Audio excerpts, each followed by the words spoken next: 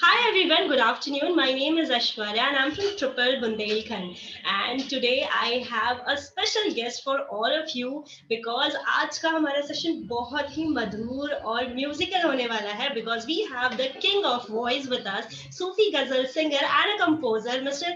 Avdesh Goswami sir. Thank you so much Aishwarya जी।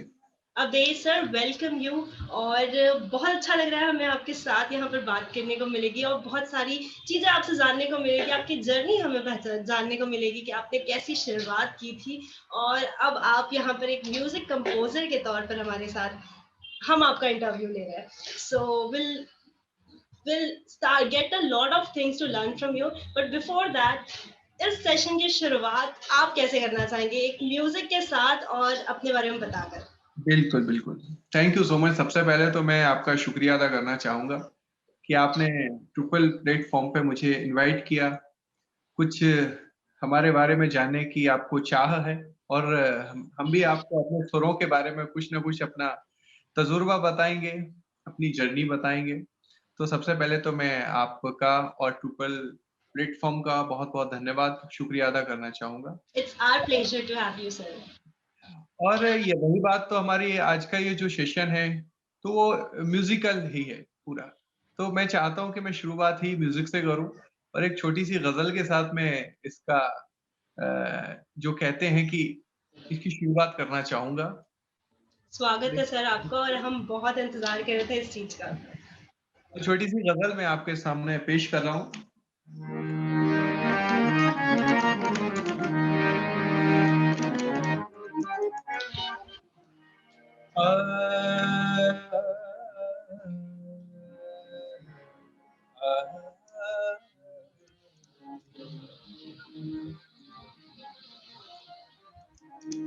लोग कहते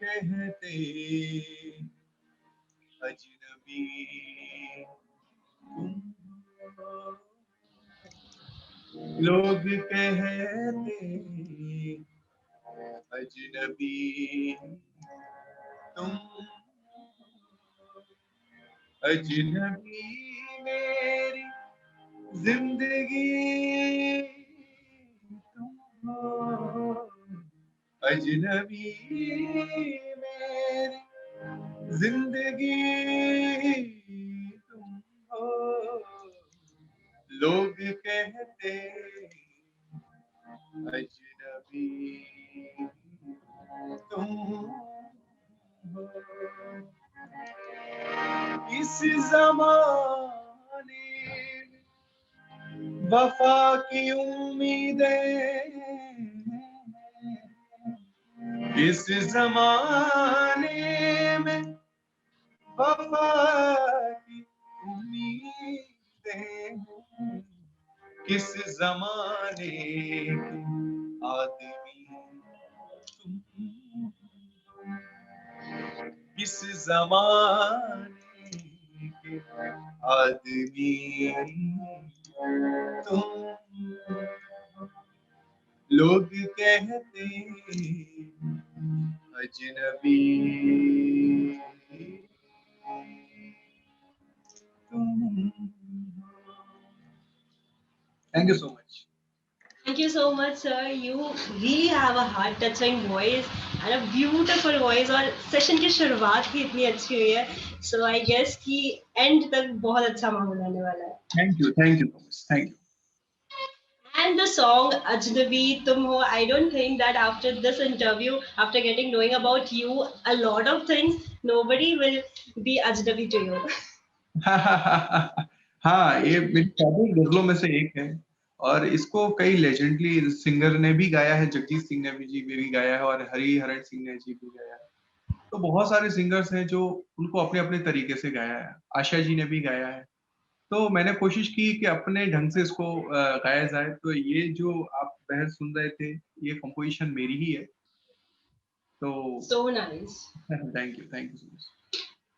All right, sir. So we'll be knowing कि आपने कैसे सीखा, कहाँ से, कितने साल का प्रयास है. But before that, music के पहले की आप जर्नी हमें बताना चाहें तो बिल्कुल, बिल्कुल। सबसे पहले तो मैं आपको बताना चाहता हूँ कि एक कहते हैं कि ईश्वर की कृपा ईश्वर का जो आशीर्वाद होता है कि अगर जिस पर भरपूर हो तो भरपूर ही होता है। तो ऐसा ही कुछ मेरे साथ भी है कि सबसे पहली बात तो मेरा जो जन्म हुआ है, मेरा बॉर्न तो चंदेरी एक आपने नाम सुना होगा चंदेरी एक साड़ी जहाँ की फेमस भी है और चंदेरी में बैजू बावरा जी का महान संगीतज्ञ श्री बैजू बावरा जी का जन्म भी यहीं पे और ये बुंदेलखंड में भी पड़ता है, बुंदेलखंड में ही आता है ये चंदेरी। राजघाट डैम है पास में, तो प्राकृतिक ता से ये पूरा भरा हुआ हरा-भरा बहुत ही खुशनुमा मौसम यहाँ पे रहता है, तो यहाँ पे मेरा जन्म हुआ और एक संगीत परिवार में ही मेरा जन्म हुआ। मेरे फादर बहुत अच्छे आर्टिस्ट हैं थिएटर के और उसके साथ-साथ बहुत ही अच्छे गायक भी हैं, जिन्होंने मुझे शुरू से ही इस चीज़ में आगे जाने का हमेशा प्रयास किया। तो मैं बहुत छोटा था तो ठीक है, म्यूज़िक सुनता था, अच्छा लगता था और बचपन से ही पापा को गाते हुए देखना, सुनना, तो उनके साथ में हारमोनियम वो बजाते थे तो साथ में मैं बैठ जाता। तो उन्होंने फिर मुझे सिखाया और साथ में मेरे भाई आशीष गोस्वामी, हम दोनों साथ में बड़े हुए। तो अब वो तबला बजाने लगे एक्चुअल में। अभी उन्होंने गाना छोड़ दिया। पहले हम लोग साथ में ही गाते थे। तो साथ में हम बैठते थे पापा जी के, तो वो सिखाते थे, सुनते थे उनको कि वो क्या गा रहे हैं, समझ में तो ज़्यादा कुछ आता नहीं था। फिर पापा जी ने फिर मुझे हारमोनियम बजाना सिखाया। तो जब मैं हारमोनियम बजा के गाता था तो मेरा भाई आशीष जो है, तो वो देखते थे कि अरे! अभी मैं क्या करूँ? मुझे भी कुछ करना चाहिए, तो उन्होंने बोला कि मुझे भी कुछ बजाना सीखना है, ढोलक, तबला। तो फिर उनको फिर तबले में डाला गया। तो उनकी रुचि जो है वो तबले में चली गई। तबले का अभ्यास किया। तो शुरुआत की जर्नी कुछ ऐसी ही थी। धीरे-धीरे पापा ने स्टेज शो पे जाना शुरू किया हमने। फर्स्ट टाइम मुझे याद है कि हमारे यहाँ पर जो रिपब्लिक डे का एक बहुत बड़ा फंक्शन होता है चंदेरी में। यहाँ पर सारे स्कूल्स जमा होते हैं वहाँ पे। तो फर्स्ट टाइम मैंने वहाँ पे गाया था अपना कि मेरे गीतों का पहला सलाम सिपाही से कह देना। ये लिरिक्स थी उसकी और पापा जी ने कंपोज़िशन की थी उसकी तो बहुत, बहुत, बहुत ही ज़्यादा लोगों को पसंद आया था। तो ऐसे हमारी वो फर्स्ट था उस टाइम पे मेरी एज समथिंग में 6 ईयर 6 साल का मैं हूँ।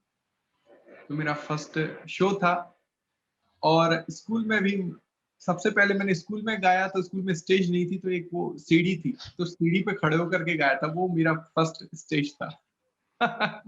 सीढ़ी पे गाना। खड़े होके। तो धीरे-धीरे सी जर्नी चलती गई।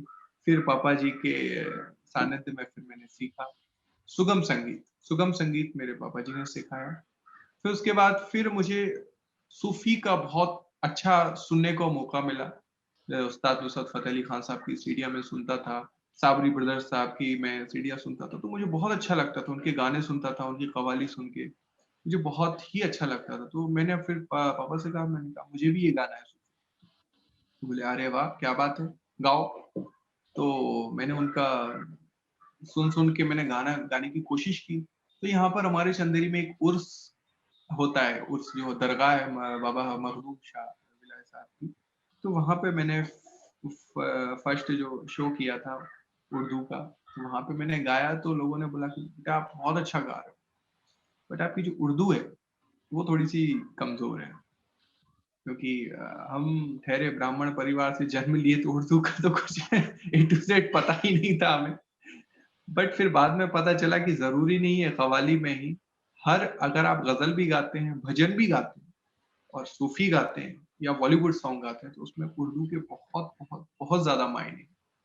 उर्दू का इल्म आपको जब तक नहीं होगा तब तक आप शुद्ध कोई भी गाना नहीं गा सकते। तो फिर मैंने 2 साल यहाँ पर एक हमारे बहुत अच्छे जो शायर भी थे, शम्स बनारसी साहब के यहाँ पे मैं घर पे जाके फिर हम दोनों भाई उर्दू सीखते थे और फिर वहाँ पे हमने उर्दू सीखने के बाद फिर हमने फिर स्टेज परफ़ॉर्म किया तो फिर उसके बाद फिर पीछे मुड़ के मेरा फर्स्ट मैंने जो शेर बोला था वो अरबी में बोला था, मालिकुल मुल्क ला शरीक लहू खुशबू खाए ला इलाहा इल्लल्लाहु शम्स तबरेज़ दर खुदा तलबी खुशबू खाए ला इलाहा तेरे ही नाम से हर इब्तिदा है, तेरे ही नाम तक हर इंतहा है। तू ही हम्दो सना, अल्हम्दुलिल्लाह तू मेरे मोहम्मद का। काफ़ी वर्ष हो चुके उसको, मतलब काफ़ी टाइम हो गया, 20 साल तो हो गए होंगे। वो थोड़ा-सा ज़हन से भी निकल गया। तो इस तरीके से फिर हमने सूफ़ी गाना शुरू किया। फिर धीरे-धीरे हमने तकरीबन ज़्यादा नहीं तो 400 टू 500 शोज़ मैंने हमारे लाइव शो हमारे सूफ़ी के हुए, ग़ज़ल के हुए। फिर हमने धीरे-धीरे रुख मोड़ा भजनों की तरफ। जब मुझे भजन भी अच्छे लगने लगे तो फिर मैंने भजन गाना स्टार्ट किया। तो आज मेरे जितने भी कॉन्सर्ट होते हैं वो सूफ़ी के भी होते हैं और भजन के भी होते हैं, ग़ज़ल के भी होते हैं। तो जब मैंने 12वीं पास अपने का इंटर किया, तब मेरी थोड़ी-सी इच्छा थी कि मैं क्लासिकल की भी नॉलेज लूँ। तब फादर ने बोला कि उसके लिए आप ग्वालियर जाइए, तो मैंने ग्वालियर घराने से फिर मैंने संगीत की शिक्षा दीक्षा श्री रागी श्री पुरंदरी जी मैम मुझे पाई थी। तो उनसे ज़्यादा तो उनका सानिध्य नहीं मिला मुझे, बट जितना भी मिला तो उन्होंने बहुत कुछ सिखाया, क्योंकि उनकी छोटी उम्र में ही डेथ हो गई थी। मैंने कुछ 2 साल ही सीख पाया था उनसे। तो फिर मैंने पूरी एमयूज़ मास्टर की डिग्री ग्वालियर से ही की, मेरा ग्वालियर घराना रहा। देन फिर मैं उसके बाद मुंबई आ गया। तो मुंबई में मैं 4-5 साल से हूँ, तो यहाँ पर मैं बतौर डॉक्यूमेंट्रीज़ फ़िल्म, फीचर फ़िल्म और एड, जिंगल्स और ये काफ़ी सारे कॉन्सर्ट जो होते हैं हमारे लाइव कॉन्सर्ट, ये सारी चीज़ें चलती रहती हैं। और आप देखते हो एक अभी मैंने एक मेरी फ़िल्म अभी आई थी आसरा 2018 में, तो उसका म्यूज़िक मैंने ही दिया था। तो उसमें काफ़ी सारे स्टार कास्ट थे। ये अपना अतुल कुलकर्णी जी, रघुवीर यादव जी और अशोक समर्थ जी, काफ़ी सारे अच्छे एक्टर्स थे। तो वो मेरा अच्छा वो रहा तजुर्बा उसके साथ, उस फ़िल्म के साथ। तजुर्बा और प्रयास स्टार्टिंग से मेरे ख्याल से सर आपने जब बोला कि आपका 6 साल की उम्र में पहला स्टेज शो था। यस। 6 साल की उम्र में मुझे याद भी नहीं होगा कि मैं कहाँ थी, या बहुत सारे ऐसे लोग होंगे जिन्हें ये भी नहीं पता होता है कि 6 साल में हमें करना क्या है। And you did a stage show at that time, और लर्निंग शायद बचपन से ही, क्योंकि आपका बैकग्राउंड म्यूजिक का है, आपके फादर एक बहुत अच्छे आर्टिस्ट रह चुके हैं। सो वहां से इंस्पिरेशन आपको मिली, ये तो हमें स्टार्टिंग से झलक रहा है जब से आपने बोलना स्टार्ट किया, और उसके बाद फिर इतने सारे गुरुज हैं आपके जिनको आपने फॉलो किया, जिनसे आपने बिल्कुल। संगीत सीखा।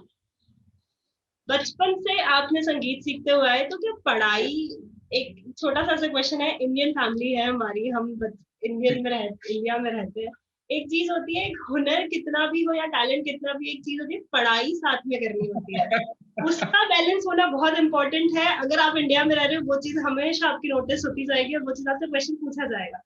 तो बिल्कुल। उसे आपने कैसे बैलेंस करके रखा स्टार्टिंग से, क्योंकि आप रियाज भी आपने स्टार्टिंग से ही स्टार्ट चला आ रहा था आपका।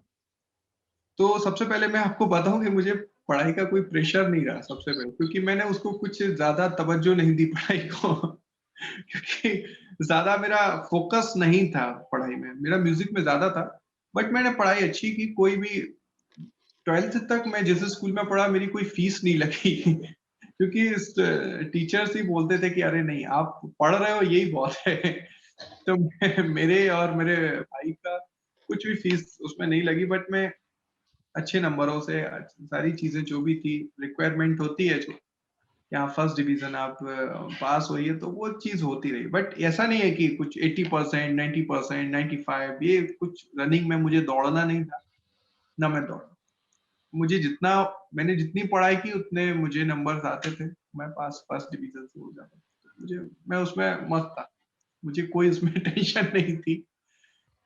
बट फिर 11th और 12th में कुछ सब्जेक्ट चूज़ करने पड़ते हैं कि आपको चूज़ कीजिए कि आर्ट्स से करेंगे आप कि फिज़िक्स या सॉरी ये अपना बायोलॉजी से या मैथ से, 2 आ जाते हैं। तो उतना मुझे पता नहीं था, मैंने चलो ठीक है कर लेते हैं, तो मैंने मैथ ले लिया, मेरे भाई ने बायोलॉजी ली। अब दोनों ऐसे हो गए कि एक तराजू पे वो बैठा है, एक तराजू पे वो बैठा है। बैलेंस हो गए। उसको डॉक्टर की पढ़ाई का और मुझे इंजीनियर वाली पढ़ाई का कर दिया। तो मैं कर रहा था। वो कोई भी हेडेक नहीं था। हम प्रोग्राम भी करते थे, सारी चीज़ें करते थे, पढ़ते थे और अच्छे नंबरों से हम 12th में पास भी हुए, सारी चीज़ें थी। फिर उसके बाद फिर सबने बोला अरे आप इसका इसका एग्जाम दो, इंजीनियर्स का एग्जाम दो, ये दो। मैंने कहा देखो हो गया, जितनी पढ़ाई थी हो गया, अब जो भी पढ़ाई हुई अभी मेरी म्यूजिक की। तो फिर मैंने ग्वालियर में बैचलर ऑफ म्यूजिक पूरा किया 3 साल का। उससे पहले मैंने 4th ईयर का कोर्स किया था ये कलकत्ता से। वो सारी चीजें म्यूजिक का पहले कोर्स होता है, तो उसके वो सीखने के बाद फिर मैंने बैचलर की डिग्री ली, फिर मास्टर की डिग्री। तो उसमें ओके। मेरे अच्छे नंबर्स आए थे और मुझे सारी चीजें पहले ही समझ में आ जाती थी।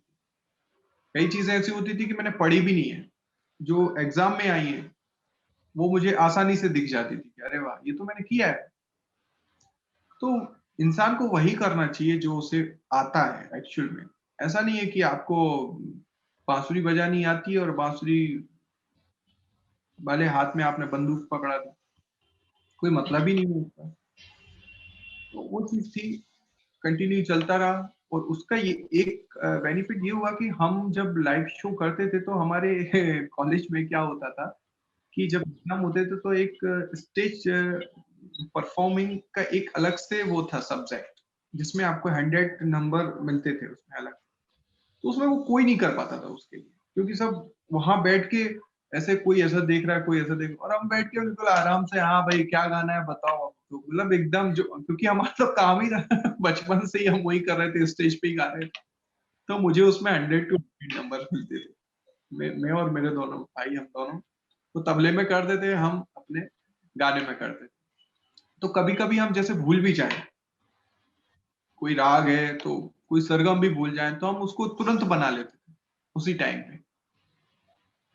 तो वो चीज ना सामने वाले टीचर्स को, जो एग्जामिनर है, वो बहुत अच्छी लगती थी कि अरे वाह क्या बात है। मैंने कहा सर देखिए आप जो, अब आपने लास्ट टाइम जब हमारा फाइनल था, एमयूज का फाइनल, मास्टर डिग्री हमें मिली थी लास्ट में, लास्ट था, तो मुझे थोड़ा सा था कि अरे ऐसा ना हो कि यार कोई पता नहीं कैसा आ जाए। कई लोग रहते हैं कि नहीं वही टिपिकल क्लासिकली आप सुनाइए तभी आपको पास कर। तो फिर मुझे बड़ी घबराहट थी उस दिन, जिस दिन मेरा प्रैक्टिकल था लास्ट, क्योंकि मेरा सब लास्ट था। तो मैंने कहा चलो ठीक है कोई बात नहीं। तो मैंने अपना जो भी था सुनाया। आगरा के एग्जामिनर आए हुए थे तो बोले ठीक अच्छा गाते हो। ये सब चीज करके जो उनका हो गया, तो मैंने कहा सर ये एग्जाम था, अब मैं अपना सुनाता हूँ। मैंने कुछ अपनी कंपोजिशंस तैयार की है, आप वो सुनो। तो मैंने जैसे ही उनको सुनाई तो बोले अरे यार तुम तो मुझसे भी अच्छा गाते हो तुम अपना नंबर देके जाना तो वो इतने खुश हुए, बोले कि क्या बात है, बहुत अच्छी बात है। तो ये चीज होती है कि जब आप शुरू से ही जिस लाइन में हो ना, और आगे चल के आप उसी की पढ़ाई करो तो और मजा आता है। तो ये बिल्कुल सही, ये बात मेरे ख्याल से जितने लोग हमें सुन रहे होंगे, ये चीज़ होनी चाहिए। यदि जिस चीज़ में इंटरेस्ट है, अगर आप उसमें करेंगे तो आपका इंटरेस्ट और डेवलप होगा। पर अगर सोच के या किसी की देखा-देखी में आके आप किसी फील्ड में घुस जाते हो, तो उसका कोई मतलब नहीं रह जाता। बिल्कुल बिल्कुल। आजकल यही होता है कि आज कल बच्चे ये पूछते हैं कि अरे सर हमें गाना सीखना है, बट गाना सीखना कुछ वो नहीं है उसका, कुछ कोई भी गा लेगा गाना। ये मैं आज आज की डेट में बोल रहा हूँ आपसे, कोई भी गाना गा सकते हैं, बट जब आपको नॉलेज सुर का होगा प्रोफेशनली आप तभी गा पाओ। जब आपको पता ही नहीं है कि क्या है, कैसे उठाना है, कैसे गाना है, तो आप तो हवा में गा रहे हो। जब आप प्रॉपर उसको सीखेंगे, गाएंगे, तभी मजा आएगा उसको गाने सर, जैसा आपने कहा कि आपका जब मास्टर्स और ये सब हो गया, उसके बाद पिछले कुछ सालों से आप मुंबई में हैं में। यस। और आर्टिस्ट की दुनिया कहा जाता है उसे मुंबई को, और वहाँ की जर्नी के बारे में हमें आप कुछ बताएं। बहुत ही अच्छी जर्नी थी अभी तक और अभी भी चल रही है, ये मैं बिल्कुल नहीं कहूंगा। लोग कहते हैं कि आप मुंबई में स्ट्रगल कर रहे हैं, तो मैंने कहा मैं तो स्ट्रगल नहीं करता, वो स्ट्रगल यूज, वो शब्द वो सही नहीं है। आप अपना मेहनत कर रहे हो, आप अपनी मेहनत को जो मतलब, आप तो अपना जो, अगर रियाज कर रहे हो तो वो आप स्ट्रगल थोड़ी ना कर रहे हो, आप तो उसको कंटिन्यू कर रहे हो भाई। देना लेना जो भी मिल रहा है हमें, वो ऊपर वाले के हाथ में होता है, वो लक पे होता है। आप अपना 100 पर 99% मेहनत होती है, 1% लक होता है। मेहनत आप अपनी पूरी करो, लक जहां पे आएगा आपकी मेहनत निखर जाएगी। और ये चीज मैं आपको इसीलिए बोल रहा हूँ क्योंकि ये बात मुझे बहुत ही बड़े music director, music composer Jatin Lalit ji ने, तो शुरू का दौर था, जब हम मुंबई पहुंचे तो कोई ज्यादा मेरी कुछ पहचान नहीं थी किसी से। तो ठीक है, अपना स्टूडियो नंबर्स की एक डायरी थी, तो मैं उसमें से नंबर्स निकाल निकाल के सबसे बात करता था कि सर मिलना है, ये है, वो। ठीक है, सब बोलते थे कि हाँ चलेंगे, आज मिलेंगे, बिल्कुल बिल्कुल मिलेंगे, ये करेंगे, सारी चीजें चलती। उसी बीच दरमियान क्या हुआ कि मेरा एक फ्रेंड था, तो उसके पास दो तीन लोगों के नंबर्स थे, तो बोले कि आप ना अनूप जी से बात करो, अनूप जलोटा जी से मिल के आओ, आप बहुत अच्छे इंसान है। चलो ठीक है, मिल के आते हैं। ये आप नंबर है, आप बात कर लो अभी। अरे जतिन ललित जी का नंबर है, जतिन जी। तो मैंने कहा ठीक है, पहले अनूप जी को ही फोन लगाते हैं। तो मैंने अनूप जी को फोन लगाया, तो एकदम से ऐसा भी था कि अरे भाई इतने बड़े सिंगर को जो बहुत बड़ी पर्सनैलिटी है उनको फोन लगाना। मैंने फोन लगाया तो बोले कि हाँ जी, कौन बोल रहा है? मैंने कहा मैं अवधेश गोस्वामी बोल रहा हूँ सर। तो उन्होंने ऐसे बात की जैसे वो मुझे सालों से जानते हैं। बोले क्या बात है अवधेश जी, और सुनाइए कैसे हो आप? मैंने कहा बहुत अच्छा हूँ सर, आपसे मिलने की ख्वाहिश रखता हूँ। बोले अरे बिल्कुल बिल्कुल, मंडे को आ जाइए आप। मैंने कहा बहुत बढ़िया। तो मंडे को पहुंचा मॉर्निंग 9 बजे। ऑफिस में ही थे, मीटिंग्स चल रही थी उनकी। आधे घंटे बैठने के बाद उन्होंने मुझे बुलाया। और अनूप जी जैसा इंसान मैंने अपनी लाइफ में कभी नहीं देखा, एक आर्टिस्ट के तौर पर। जो एक सादगी होती है कलाकार में, एक मतलब जितना बड़ा कलाकार उतना ही आप नीचा झुक के चलने वाले इंसान। तो बोले तानपुरा बाजू में रखा था, तो वो कुछ सरगम उन्होंने गाई और मैंने भी गाई। फिर उन्होंने गाया तो बोले कि आप भी गाओ, मैंने भी गाया। बोले क्या बात है, मजा आ गया, चलो चलते हैं। सीधा अपने घर पे ले गए, थर्ड फ्लोर पे, ऊपर उनका घर था मस्त। घर पे ले गए, आराम से चाय पानी कॉफी करके फिर हम दोनों ने रियाज किया। तो बोले बहुत अच्छी बात है, मुझे तो बहुत अच्छा लगा अवधेश आपसे मिलके, जब भी आओ आप जरूर सीधा घर पे ही आओ अभी। मैंने कहा बहुत बड़ी बात है ये तो, इतने बड़े कलाकार ने अगर इतनी बड़ी बात बोली। तो फिर उसके बाद आज अनूप जी से और मेरा ऐसा रिश्ता हो गया कि वो मेरे फिर घर पे भी चंदेरी भी आए। चंदेरी मैंने बुलाया था, अभी हमारे गुरु जी का बहुत बड़ा प्रोग्राम हुआ था। सकलपुरी धाम यहाँ पर है, तो यहाँ पे हुआ था। तो सब लोग बोले किसको बुलाएं, किसको बुलाएं, किसको बुलाएं। तो बजट उतना ही था, तो किसी ने मजाक में बोल दिया अरे तुम अनूप जी से बात करते। अरे उनका तो बजट बहुत काफी हाई होता है, उसका तो हम मतलब 20% भी नहीं दे सकते, हाफ तो छोड़ो। तो बोले नहीं नहीं, हमें तो देख लो यार, अगर हो जाए। मैंने कहा चलो ठीक है। तो मैं अनूप जी के पास में गया, उनको बोला कि दादू घर पे चलना है चंदेरी। तो सीधा डायरी लेके बोले बोलो कब चलना है? मैंने कहा 9 तारीख लिख लो, 9 तारीख की। अब बोलो बताओ क्या आपकी पेमेंट रहेगी? बोले यार तुम बस यही बात कर रहे हो, नाई से ना नाई ले, धोबी से ना धोबी ले। तुम तो सिंगर हो, तुमसे सिंगर में क्या लूंगा? तुम भी ऐसी बात करते हो, तुम तो अपने हो। तो मतलब उन्होंने कुछ ना सोच विचार करके वो सीधा हमारे यहाँ पर आए, चंदेरी घर पे भी आए थे, प्रोग्राम किया यहाँ पर। इतना अच्छा लगा उनके लिए यहाँ पे। तो अभी हमेशा जब भी मैं जाता हूँ घर पे उनके, तो सब, चाहे वो 100 लोग बैठे हो चाहे 200 उनके घर या 50 बैठे हो, सबके सामने बस यही होगा कि भाई चंदेरी में जो प्रोग्राम हुआ था वो आज तक मैंने लाइफ में कभी नहीं किया, कहीं भी नहीं किया। तो ये अनूप जी की बात थी, तो इतनी सादगी थी।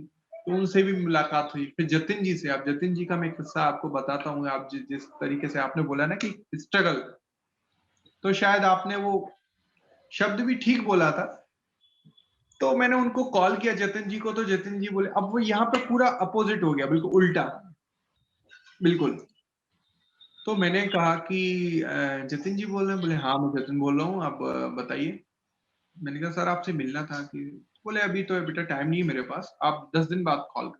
मैंने 10 दिन बाद कॉल किया। बोले अब फिर उन्होंने कॉल करके बोला 5 दिन बाद कॉल किया। फिर मैंने 5 दिन बाद फिर कॉल किया, बोले कि एक काम करो मंडे को आ जाओ। मैंने कहा ठीक है। तो मैं मंडे को 12 बजे पहुंच गया उनकी बिल्डिंग के नीचे हो। और गार्ड ने फोन लगाया ऊपर, सर कोई अवधेश आए हैं? तो बोले कि उनको बोल दो कि घर पे नहीं। और मैं जहां पर रहता था वहां से 3 घंटे का रास्ता था जतिन जी जहाँ पे वो रहते थे। और बारिश, मुंबई की बारिश थी, सितंबर अगस्त जुलाई का महीना था। खतरनाक बारिश हो रही थी, आपको पता ही है मुंबई में बारिश क्या खतरनाक होती है। तो मैं जैसे-तैसे पहुँचा वहाँ पे, तो फिर मैंने कॉल किया उनको डायरेक्ट, तो वो डायरेक्ट कॉल पे बोले कि अरे यार इतनी सुबह-सुबह कौन आता है, तुम कॉल करके भी नहीं आए। अब मैं उनको कैसे बोलूँ कि सर मैं आपकी कॉल करके ही आया हूँ, आपसे पूछ के ही आया हूँ कि आपने टाइम दिया था आज का। मैंने कहा चलो कोई बात नहीं, बोले कि एक काम करो 2 घंटे बाद आना। मैंने कहा चलो ठीक है। अब मैं 2 घंटे बस स्टॉप के नीचे बैठा, बारिश थी, मैंने कहा चलो इस इंसान से मिल के जाना है, कुछ भी हो। मेरा कभी भी मेरे मन में ये नहीं था कि मैं इनसे मिलूँ, मुझे काम मिले, ये मिले, कुछ भी नहीं। आज तक और आज तक भी मेरे मन में कभी ऐसा नहीं रहता है कि मुझे काम देने वाला ऊपर वाला है। काम देने के वाले को मैं किसी को ना अदिति जी से आज तक मैंने बोला है, ना जतिन जी से कि मुझे काम दिए, कुछ भी नहीं, कभी भी नहीं। एक वर्ड भी, बस मिलना अच्छा लगता है।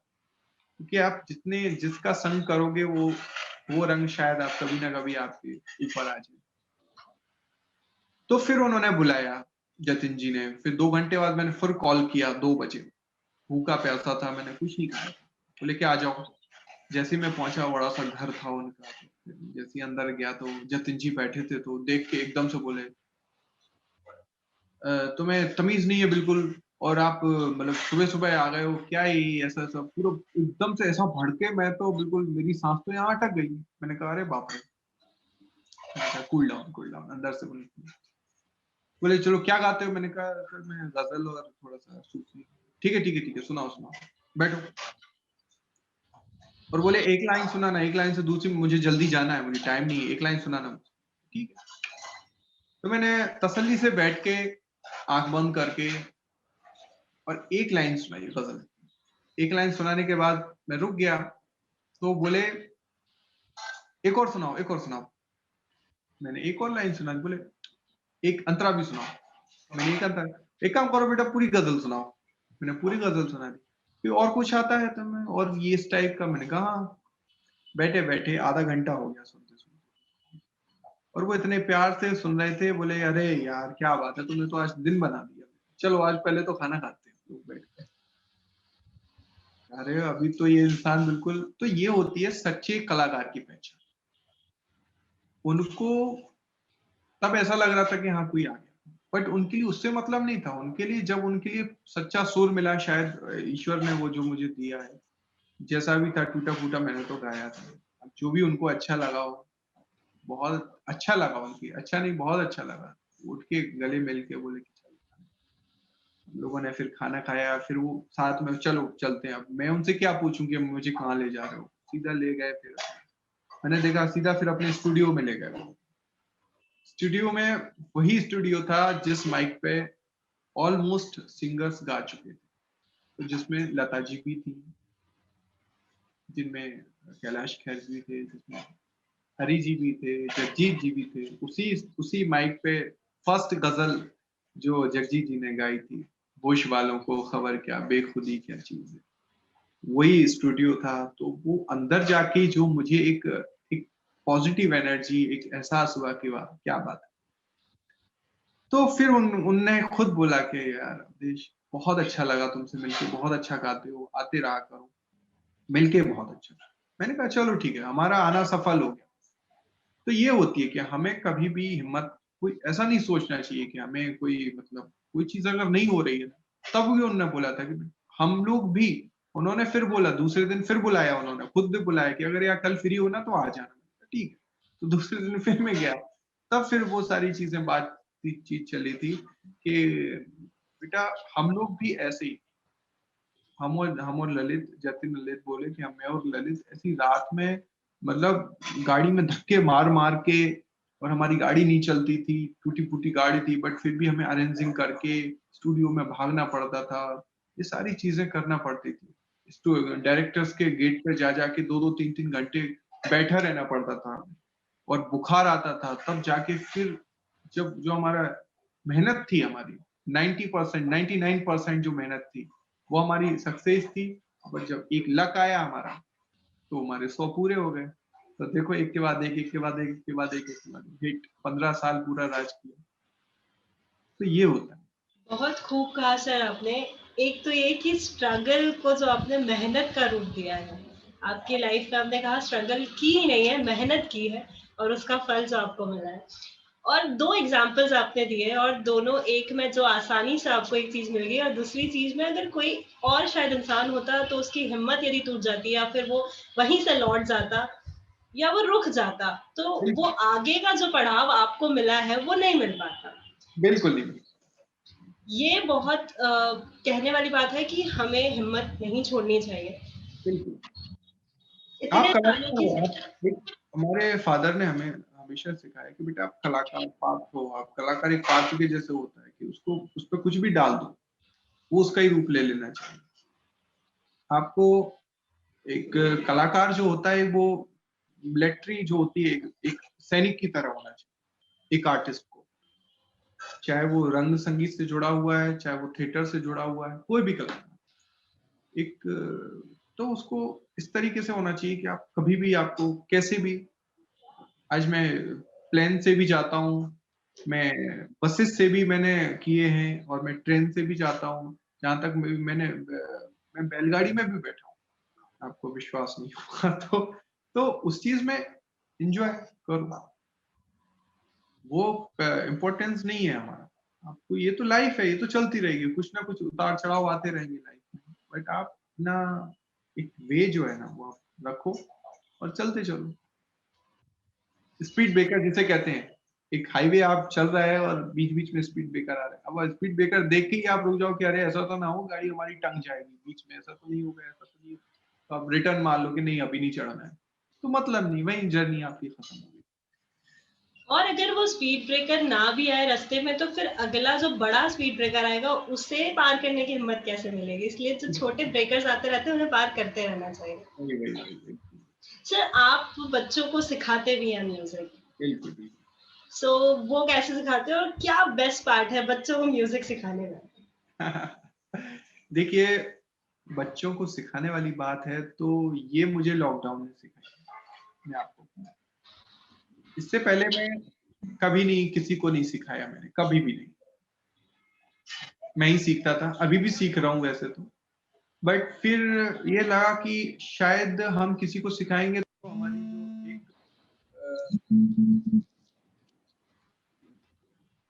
हमारी कला होती है वो बढ़ती है सिखाने से। तो मैंने फिर लॉकडाउन लग गया हमारा मार्च में प्रोग्राम था, मार्च के प्रोग्राम में करके 24 को ये अच्छा हुआ 23 को ही मैं घर पे आया। 22 सॉरी 22 को लगा था। भारत बंद था 22 को मुझे याद है 22 को लगा था। अनाउंसमेंट हुई। तो 22 को ही मैं घर पे आया मॉर्निंग मेरा द्वारिका में प्रोग्राम था। मैं द्वारिका से सीधा 22 को ही घर पे आया। तो अब क्या करें? कुछ ऐसा नहीं था। ऐसा लगा कि बहुत अच्छा टाइम हमें मिला है रियाज़ करने, खुद को प्रैक्टिस करने, टाइम देने, खुद को। तो ये चीज़ मुझे लगी, तो मैंने किया, प्रैक्टिस भी किया। प्रैक्टिस भी कब तक करें? तब जाके फिर एक मेरी 1-2 स्टूडेंट्स हैं, तो वो खुद से उन्होंने कॉल किया कि सर हम कुछ सीखना चाहते हैं, आप प्लीज़ आप सिखाइए। पहले तो मैंने कहा कि चलो ठीक है, कोई बात नहीं, सिखा तो मैंने उनको सिखाया, कंटिन्यू किया। जब उनको सिखाया मैंने तो मुझे खुद लगा कि अरे हम तो बहुत कुछ सीख रहे हैं क्योंकि उनको जो सिखाना है पहले हमें तो समझना है उस चीज़ को, है कि नहीं? तो ये बहुत ही अच्छा लगा। मैंने कहा अरे वाह! क्या बात है! तो हम तो ज़रूर सिखाएँगे। धीरे-धीरे फिर एक मेरे फ्रेंड ने बोला कि आप अर्बन में जुड़िए और आपके लिए काफ़ी सारे स्टूडेंट अच्छे-अच्छे स्टूडेंट जो चाहिए आप ले सकते हो। तो कई सारे और भी स्टूडेंट उनके थ्रू आए तो ऐसे-ऐसे करते-करते फिर 20 से 25 स्टूडेंट हो गए मेरे पास। और ऑनलाइन से ही हम सारी चीज़ें सिखाते थे, तो वो इतना मज़ा आया उनके लिए सिखाने में और उनके लिए भी इतना अच्छा लगा कि क्या बात है सर आप बहुत बहुत अच्छा लग रहा है। और आज भी जो स्टूडेंट सीख रहे हैं मेरे पास, तो उनके लिए भी बहुत अच्छा लग रहा है, क्योंकि सबसे पहली बात अब इसके बारे में आपको बताऊँ कि उनके लिए क्या अच्छा लगता है। देखिए, सबसे एक ये होती है कि एक स्कूल में जो सिखाया जाता है टीचर के मैं पहले ही बोल देता हूँ कि भई मैं टीचर नहीं हूँ, सबसे पहली बात। मैं एक परफ़ॉर्म करने वाला हूँ स्टेज पर, तो मैं उस तरीके से ही सिखाऊँगा आपको। और दूसरी बात टीचर की तरीके से सिखाऊंगा तो आपको सिर्फ रटवाऊंगा कि आप सीधा रट लो वो गाना, एक मैंने जो बताया वो रट लो, बस वही गाना है। बट आप खुद का जब क्रिएट करो उसमें आप इस तरीके से सीखोगे, बेसिक नॉलेज लोगे आप सरगम की, तभी आप उस पर सीख पाओगे। तो आप खुद का जब क्रिएट करोगे तो मैं एक सिखाऊंगा तो आप 10 गाने अपने आप सीखोगे, तो वो ज्यादा बेस्ट है। तो मैंने अपने स्टूडेंट्स को वही ज्यादा सिखाया कि आप खुद का क्रिएट करो, ना कि रटो किसी चीज। सारे गामा पा नहीं सर, आप ये बहुत सा नॉर्मल हम बोल देते हैं कि हाँ चलो ठीक है सारे गामा पा। हम बोलते हैं भाई संगीत में कितने स्वर होते हैं, सबको पता है 7 स्वर होते हैं, फिर सारे गामा पा नहीं सा क्यों बोलते हो, वो तो 8 हो गए, सा लगा दिया तो ऊपर। बोले ये तो पता नहीं है। मैंने कहा संगीत में 12 स्वर होते हैं, 7 नहीं होते। स्केल में 12 स्वर होते हैं, जिसमें रेगा धानी कोमल, तीव्र मा और 7 शुद्ध, 7 4 11 और 1 12, 12 स्वर होते हैं एक स्केल में। तो ये सारी चीजें बेसिक चीजें पता ही नहीं है किसी को। फिर दूसरा क्वेश्चन सबसे इंपॉर्टेंट, आजकल के पेरेंट्स और बच्चे, सर हम कब तक सीख जाएंगे, जल्दी से जल्दी सीखना है मैं गाना। अरे भाई आप पहली क्लास में आते हो तो आप क ख ग घ जो भी है, आप पोयम है या फिर टेबल है, जो भी सीखते हो, ठीक है, उसके लिए आपको पहली से दूसरी क्लास में जाने में, अगर आप सीख गए, अच्छा भी सीख गए, कुछ भी कर लिया आपने, सारी चीज सारी किताब को आपने रट मारा, बिल्कुल याद कर लिया, कुछ भी कर लिया आपने 2 महीने में 3 महीने में, तो आपको ऐसा होता है कि 3 महीने के बाद सीधा आपको फिर दूसरी क्लास में डाल दिया जाए कि यार ये बच्चे ने बहुत अच्छा कर लिया। आपकी जो परीक्षा होगी वो 1 साल बाद ही होगी और 1 साल का ही आपको टाइम मिलेगा उसमें, फर्स्ट क्लास से सेकंड क्लास में जाने में। तो ये तो म्यूजिक है, संगीत है, इसको फिर आप इतना लाइटली क्यों लेते कि आपको ये महीने 2 महीने 3 महीने में आ जाएगा।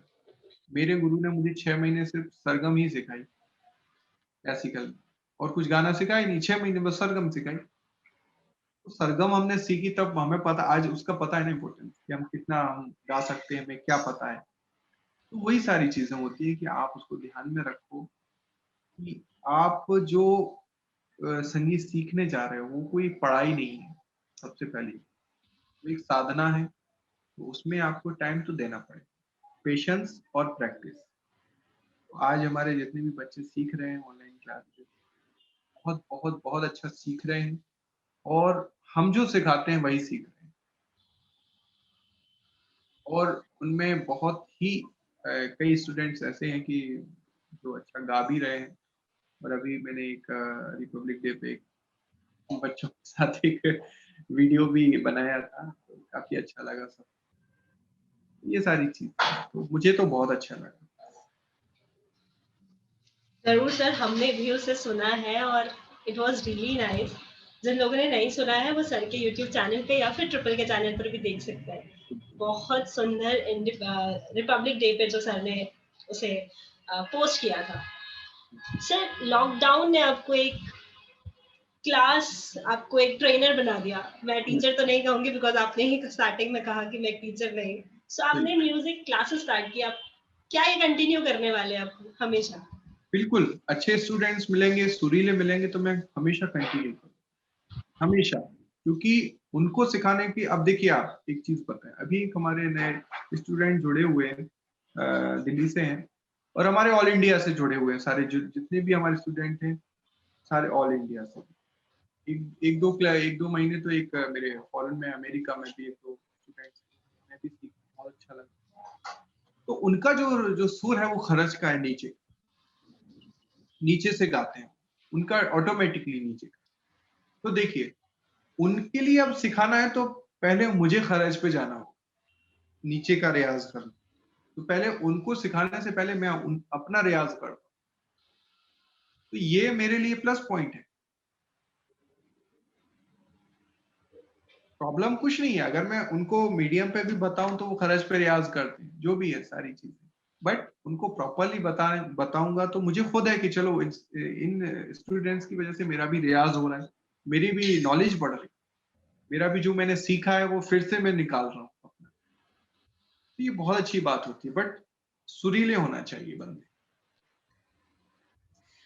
बिल्कुल। और सर आपने लॉकडाउन की बात की थी, आपने कहा लॉकडाउन के दौरान ये सारी चीज़ें आपने स्टार्ट की, तो लॉकडाउन में सोशल मीडिया, जैसे कि स्टार्टिंग आपने ऑनलाइन क्लासेस में की, इसके बिल्कुल अलावा सोशल मीडिया आपके हिसाब से कितना सपोर्ट करता है हुनर को दुनिया तक पहुँचाने के लिए? बिल्कुल बिल्कुल बिल्कुल, बहुत बहुत बहुत ज्यादा।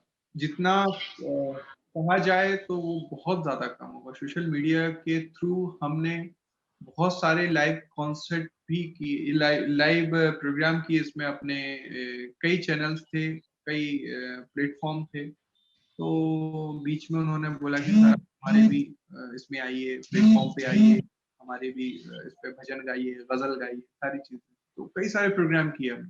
तो जिसको मतलब तकरीबन 20-20, 40,000 लोगों ने उसको सुना।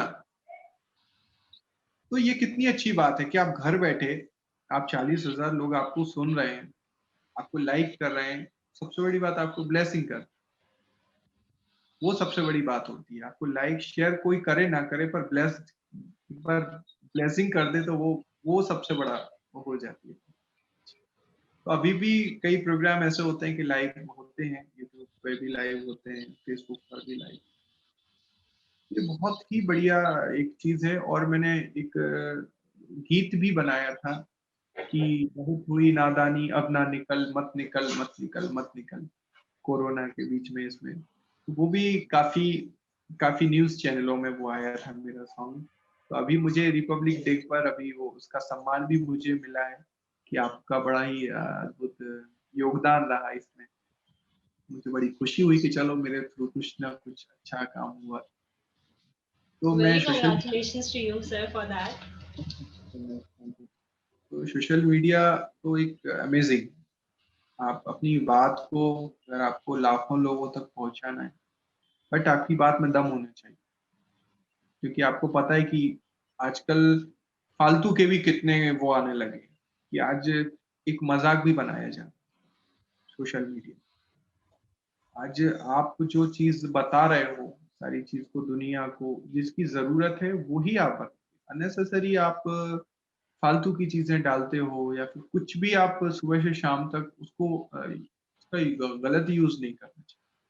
तो मेरे लिए तो एक बहुत ही अच्छी बात है, और मेरे लिए क्या, सारे आर्टिस्ट के लिए बहुत ही अच्छी ये बात है कि सोशल मीडिया के थ्रू आप अपनी गायकी, अपने विचार, अपना काम लोगों तक पहुंचा सकते एंड एट लास्ट सर, वैसे तो आप काफ़ी रीजन्स के साथ काम कर चुके हैं, एंड स्टिल कोई ऐसा किस्सा जो आप किसी के साथ काम करते दौरान आपका कोई इंसिडेंट हो जो आप शेयर करना चाहते हो, और या फिर कोई ऐसा ड्रीम कि इनके साथ काम करना है?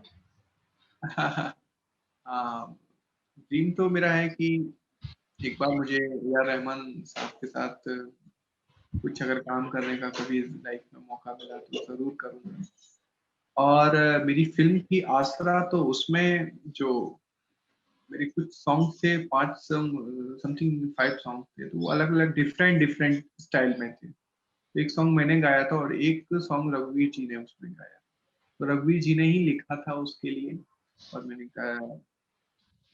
तो वो बहुत ही मेरे लिए अच्छी बात थी। और फिर एक गाना मोटिवेशनल सॉन्ग था, तो वो सॉन्ग के लिए मैंने सिद्धार्थ महादेवन जी के लिए चूज किया था। तो शंकर महादेवन जी के लड़के हैं, जिन्होंने धूम 3 में भी वो मलंग मलंग जो सॉन्ग गाया है, काफी सारे सॉन्ग।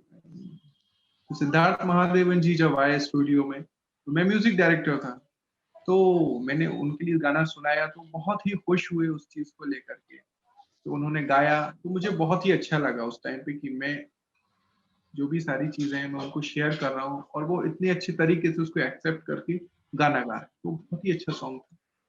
तो वो लाइफ का मेरे लिए बहुत ही अच्छा दिन था कि मैं इतने बड़े सिंगर से गाना गवा रहा हूँ एज म्यूजिक डायरेक्शन। और बाकी तो चलते रहते हैं आजकल तो।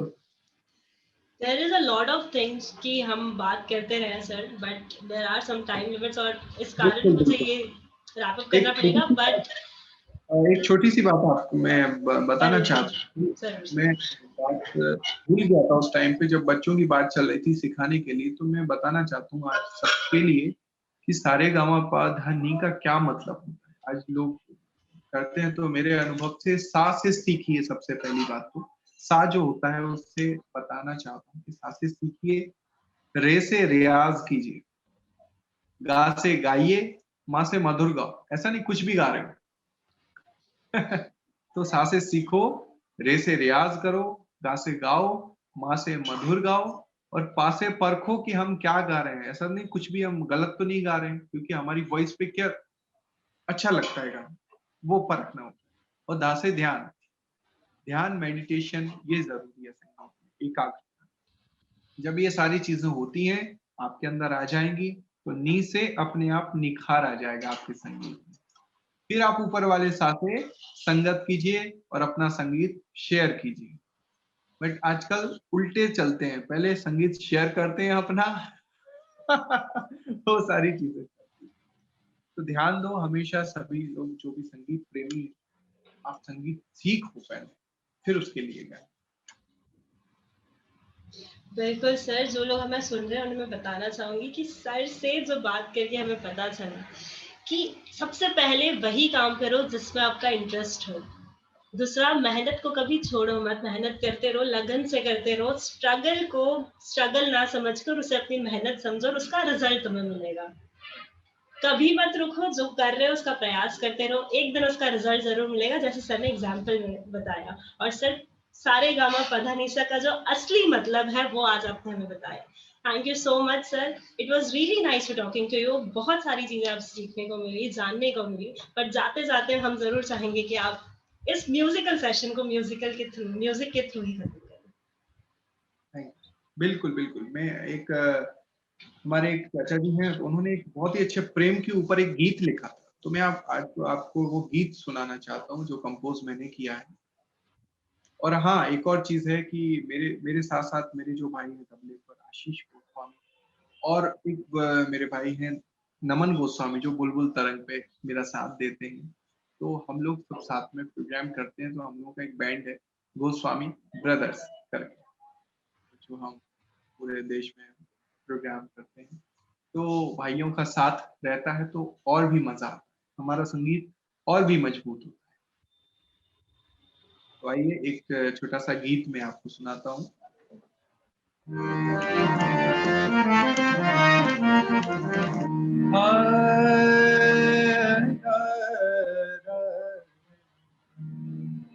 प्रेम फैलाइए, प्रेम फैलाइए, प्रेम में डूबिए और अतराइए, प्रेम फैलाइए, प्रेम फैलाइए। प्रेम जीवन का सबसे बड़ा दान है, हर समस्या का अंतिम समाधान। प्रेम जीवंत परमात्मा है यहाँ, प्रेम जीवंत परमात्मा है यहाँ। ढाई आखर की ताकत को पहचान, प्रेम फैलाइए, प्रेम फैलाइए, प्रेम फैलाइए, प्रेम फैलाइए।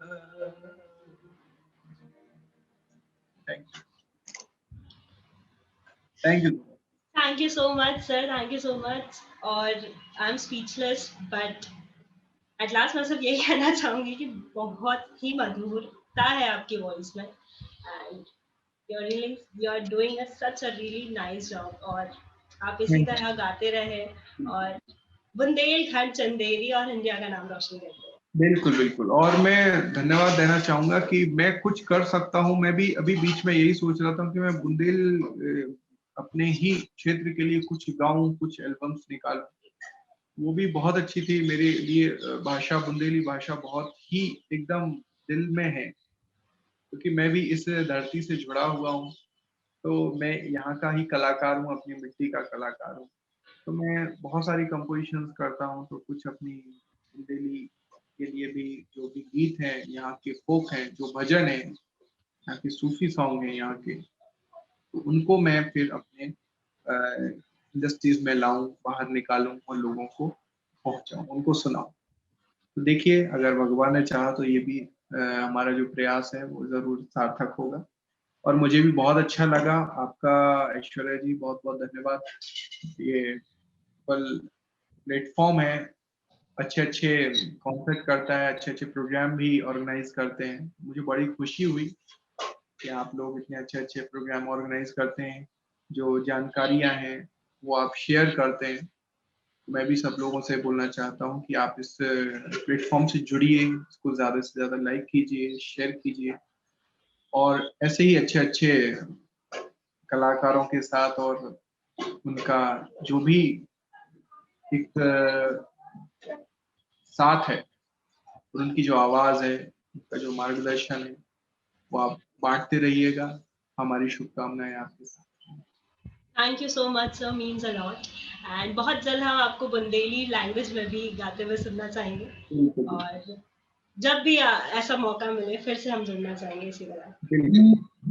Thank you.